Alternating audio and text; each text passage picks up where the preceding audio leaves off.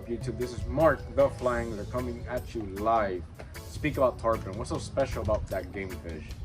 They get big, they jump, they're huge silver. I mean, there's nothing to compare a tarpon with, right? They're very fun sport fish, typically on the fly. We're gonna talk about many things in this segment.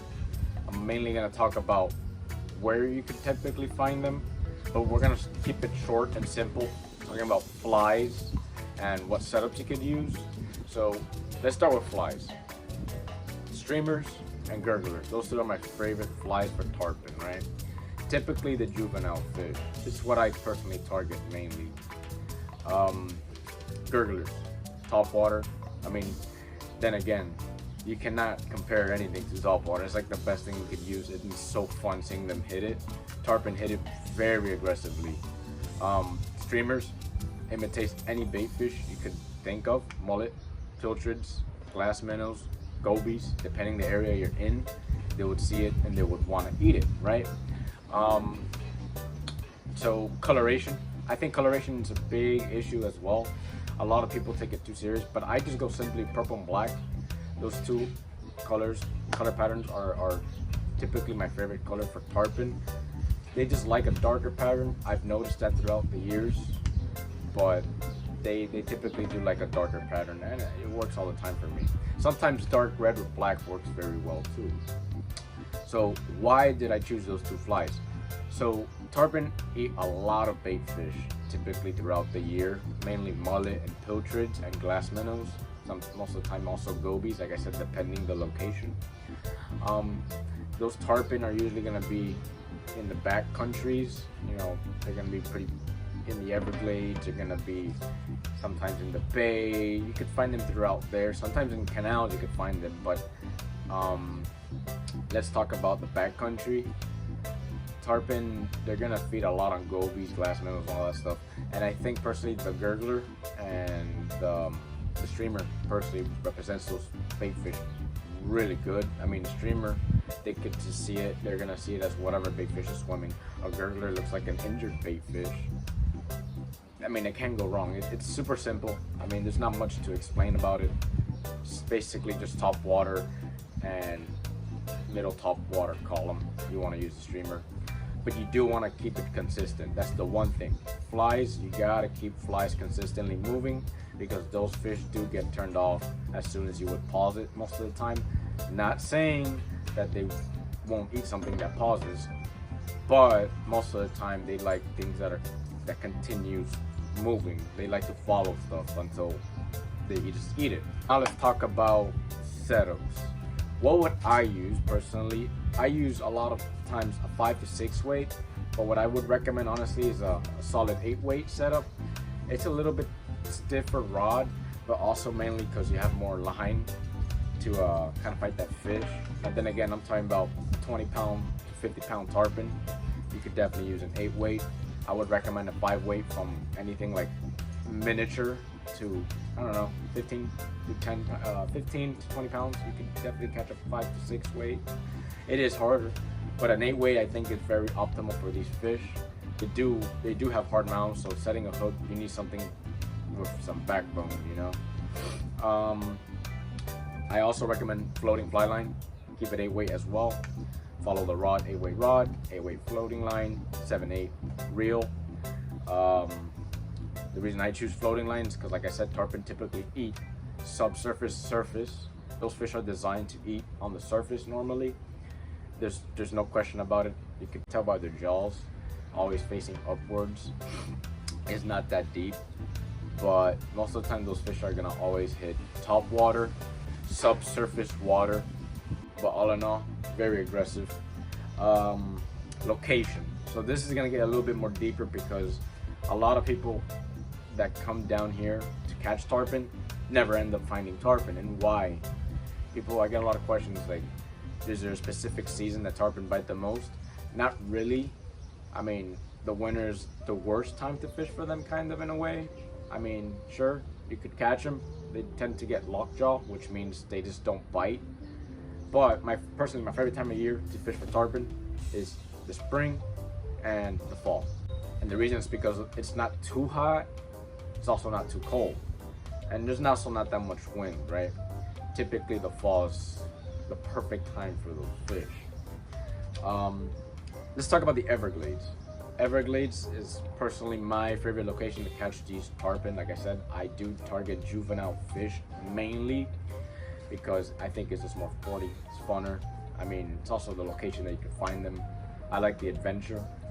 You know, you can find these fish in like little rivers, creeks, throughout the marshland in the backcountry, entering the bay. Any ditch that you see in the Everglades, you might even catch a tarpon. You know, I mean, those fish could be anywhere. Sometimes in spillways you will find tarpon. It's the most unbelievable thing that you will think of where you would find tarpon. I mean, I found tarpon super deep in fresh water in like 2 feet of water, and there were maybe like 5 pound fish. Yeah, not that big, but still, you know. How did you end up in there, right? Then now let's talk about the bay, Florida Bay, like Flamingo, you know, the West Coast, also the Atlantic Coast, like the Key Biscayne. Now, those are gonna typically be some bigger sized game tarpon, usually because when tarpon get old enough, naturally they would kind of go into the bay to feed and just chill out there to grow bigger. Usually tarpon in the Everglades and in the backcountry are typically smaller. Sometimes there's bigger ones, but most of the time you will find the smaller juvenile fish. The adult-sized tarpon will be in the bay, you know, hunting together, schooling, sometimes singles or just doubles, hunting for mullet or whatever they could find, like pilchards. Now those big game fish, I do recommend a bigger setup. I would always recommend at least 11-12 weight setup, 12 weight rod, 12 weight floating fly line, 11-12 reel. The reason is because yes, they do get huge in the bay. You don't know which one you would hook. You want to be safe, you know. You don't want to mess up trying to land that tarpon. So like I always recommend, those fish are gonna be normally from 20 to maybe even 200 pounds right in the bay. You'd never know which one you're gonna hook. Typically if they're migrating. You know, like I said, keep it simple. The flies would be the same. You could throw streamers, tarpon toads, and big old gurglers. Obviously, the bigger the setup, the bigger the fly you could toss out, right? And then again, remember, floating fly line. The best fly line you could use for these fish. I personally always use it, and I've always had the most success for that fish. It's not that hard to find tarpon. I mean, you just gotta look through. If you're doing land-based fishing, you know, I always recommend the Everglades, especially if you want to catch your first tarpon. Everglades is the best place to start. You will catch a lot of them. There's always schoolies there anyways, and like I said, the juvenile fish are trying to grow, so you would have a lot more luck catching them in the Everglades. Now, if you really want to catch some bigger game fish, you gotta go on a vessel. It's way easier. And if you go out of Key Biscayne, Florida Bay, Card Sound, and anywhere in the Keys, you would definitely find way bigger game fish, and you're gonna want to use a way bigger setup, like I said. Talk about tippet, leader, right? So I would use straight up monofilament. Now, depends the size of the tarpon. What I use for juvenile fish would be 15 to 20 pound monofilament leader, not tapered.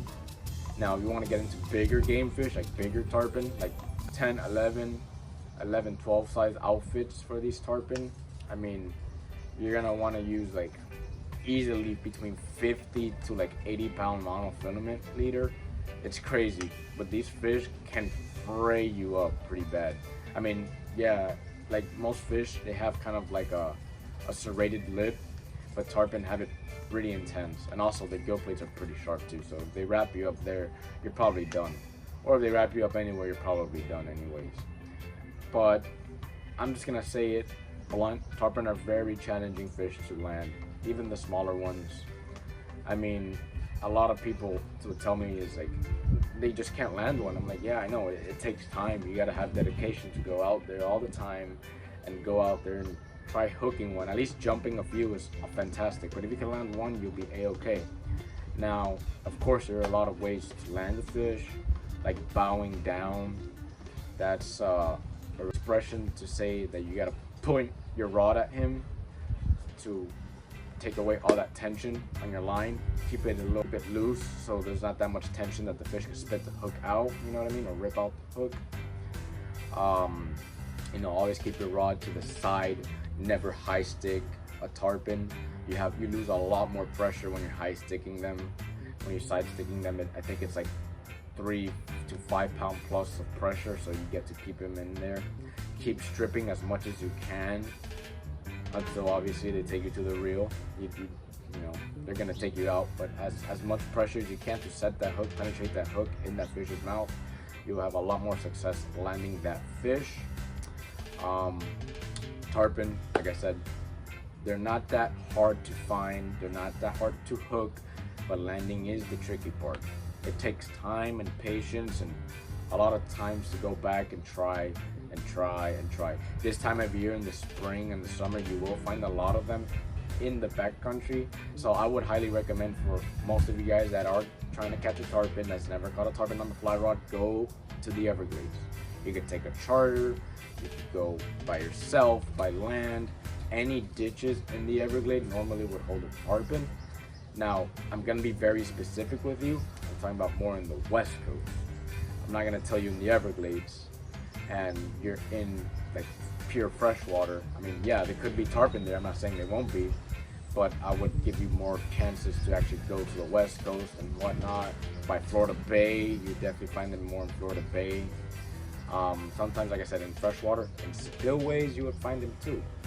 I mean, there's a lot of options you could find these tarpon, and I think tarpon are one of the most unique fish that we have in South Florida. They're fun, and I mean, they're beautiful. I mean, they're platinum fish. It's like a reward when you catch them and take a really cool photo with them. And you know, I always thought that landing any tarpon is a reward. Like I said, it's a platinum fish, it's a pretty fish. Apart from that, it's a very hard, worthy game fish. So that's why I look at them as a reward. I target them sometimes. I don't always go for poons, but when I do, it's very worth it. Even just jumping them is very worth it. But all in all, guys, that's my segment for today for tarpon. I kept it simple and easy, talking mainly about location, where you could typically find these fish. Recap it: Everglades, spillways, rivers, canals, the backcountry. And if you're fishing in the bay, you go by big channels, docks. You could also find them in the flats as well. You see them schooling, migrating. Simple as that. Streamers, gurglers, and like I said, for rods, juveniles, you want to keep it between 5-6 weight, 7-8 weight, and then bigger game fish, 10-11 weight, 11-12 weight. Straight mono leader, you'll be a-okay. All in all, guys, thank you for watching. Leave a like, subscribe, and also leave a comment. And have a great day and tight lines, y'all.